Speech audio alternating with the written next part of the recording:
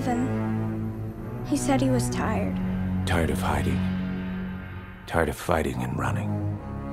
Tired of life underground, of living in the dark and in fear. We're here talking about Resistance 3 with Jon Pacquette, who is the writer of the game. Jon, thanks very much for joining us today. How has Gamescom been for you so far?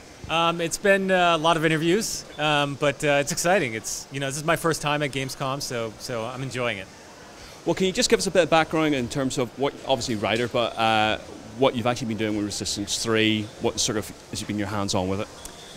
Well, I started about 2.5 years ago working on Resistance 3, and it's been a great 2.5 years. One of the things we wanted to do with this game is take it away from the military-esque kind of feel of the last two Resistances, and focus on what humanity, regular people are trying to do in order to survive against the Chimera.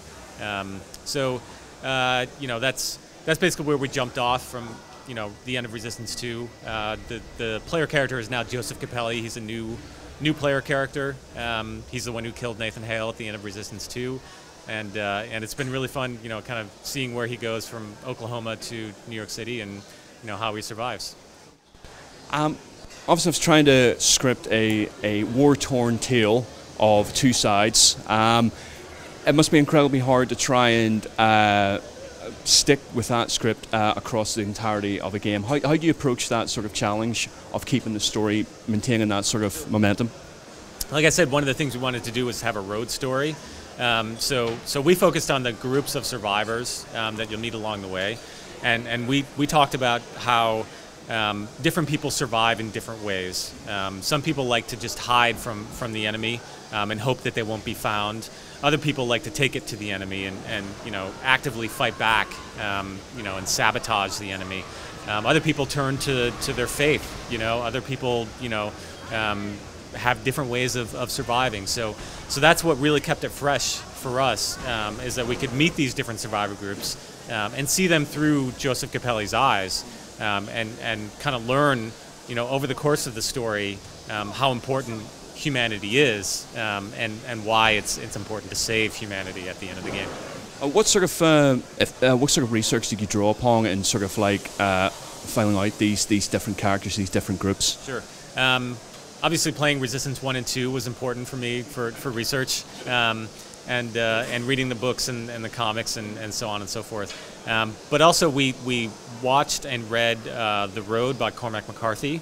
That was an important inspiration, because it really captured the tone of a father and son family trying to survive in this post-apocalyptic world, that just they had a goal. They had to get to the end of the road, but along the way they had a lot of challenges, and through those challenges they learned about each other, and they learned how important human relationships are. So that was important. And then, kind of on the other side, District 9 was a movie that we all watched. We thought it had really cool weapons. We thought the alien design was really cool, and it was very visceral in the way that the movie was shot.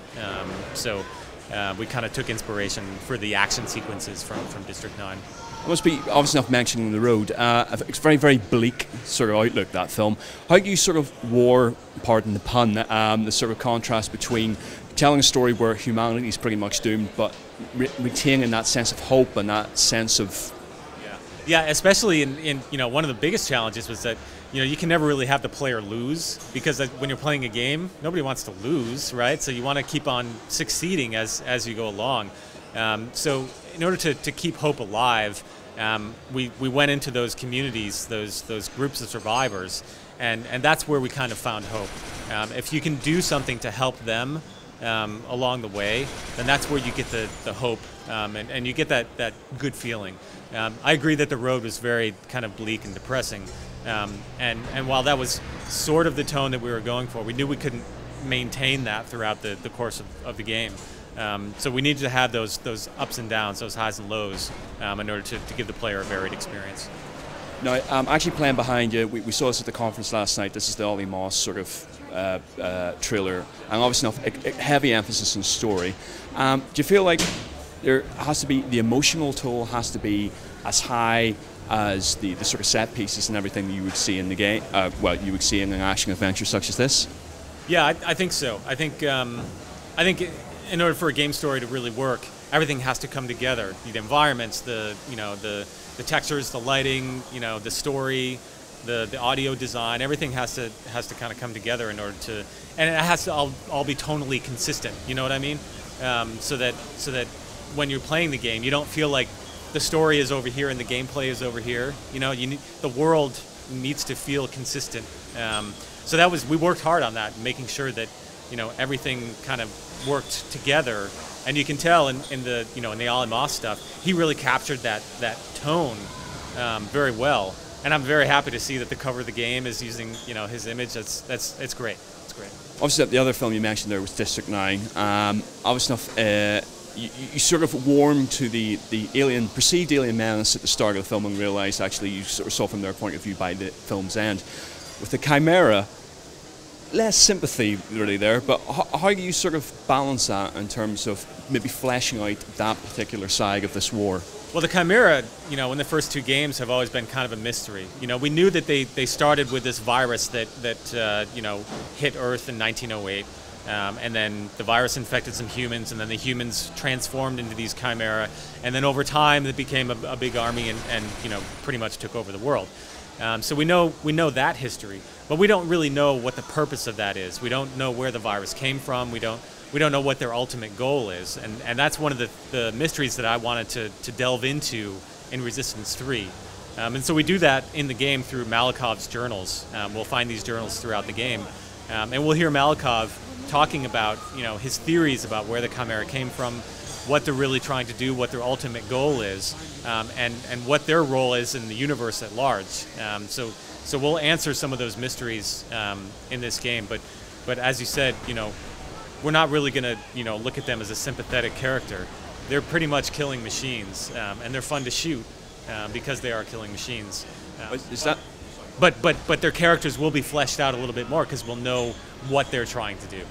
Was that a sense then that you guys are laying all the cards on the table now, almost you're revealing everything, or there's a glint in your eye here that says maybe you're holding some things back? Well, we're not going to solve everything. Yeah, I mean, Resistance is a huge universe, so as a franchise, I feel like this game kind of ends a trilogy. The story of Hale going to England and fighting against Chimera there, through Resistance 2, getting killed by Capelli, and then Capelli taking over the story.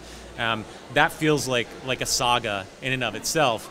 And at the end of Resistance 3, we feel like that's the end of that saga. But there are a lot of stories to be told in Resistance, and there's a lot of different places. For example, the Cloven is a character that we really haven't delved into in Resistance 3, whereas Retribution and other games have really kind of talked about that. So there's a lot of different places that you can go.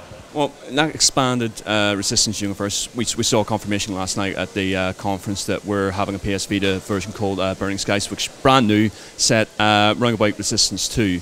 And how did you have any sort of impact upon that? Obviously, not different dev working on it, but I believe they liaise with you in some capacity. Yeah, we talked to Nihilistic early on when they were developing this. They actually came to us and they had this demo that was awesome. It was great. We were like, wow, this is amazing. And the character as the fireman, I think is a great kind of allegory for the American spirit. And so. We worked with them early on, and I was very happy to see, how far it had come on the Vita. It looks really good. Well, this time next month, the game's going to be in shops, in the hands of fans. You talk about the journey we're making in the game, but obviously if the journey's coming to an end for you guys, how does it feel after all this time to finally make that thing go gold? It feels great. I'll be much happier when I see it on the shelf, I'm just happy for people to finally play it. We've been enjoying it for the last couple of years, and we feel like it's the best Resistance we've made. So I'm excited for people to play it. And what can we expect to see in future from you guys? Obviously, now you guys are in time for some vacation after this game's out, but after that, I'm going to take 3 years of vacation. Actually, no. No, we haven't announced anything yet for the future of Resistance. We'll just let Resistance 3 play out, and then we'll see where we go from there. Okay. Any last words you'd like to say about to fans out there who are looking forward to play Resistance 3, or even people about why they should pick it up?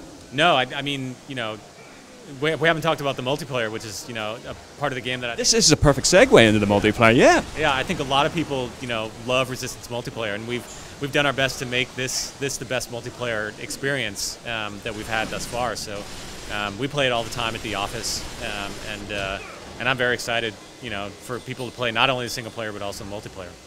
Obviously, the beta's still ongoing, or is it just still going?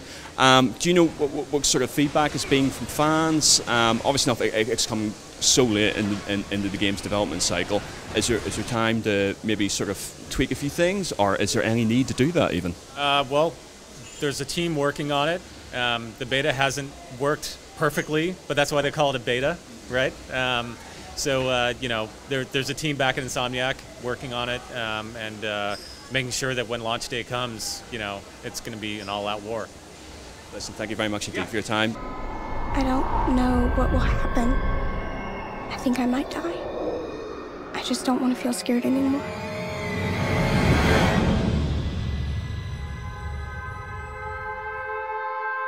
You are the Resistance.